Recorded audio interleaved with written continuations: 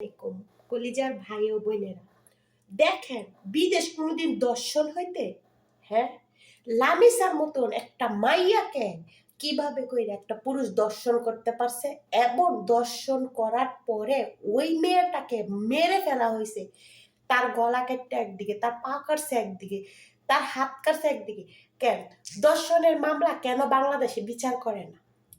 কি কারণে সত্য করে না? যেই মেয়ে দর্শন হয়েছে মঙ্গলবারে, আজ আজকে কি বার? আজকে শুক্রবার, এখনো তাকে বাঁচায় রাখছে কিসের জন্য?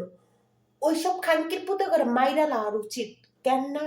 যেখানে আমাদের বাংলাদেশে কখন আমরা স্বাধীনতা ভাবে চলতে পারি না, একটা শিশু বাচ্চা কেমনে তার প্রতি লোভ যায়? যে 7 বছরের একটা বাচ্চা, তার প্রতি কিভাবে লোভ যায়? কি ভাবে আমি নিজেই তো ভাবি না। আর বলে বাইরের জগৎ খারাপ। বাইরের জগতে দেখছেন কখনো কোনো মেয়ে মানুষ দর্শন হইতে শুনছেন? হ্যাঁ, সাথে সাথে খুন করে ফেলায়। আমাদের বাংলাদেশটা হচ্ছে খারাপের গড়ে খারাপ।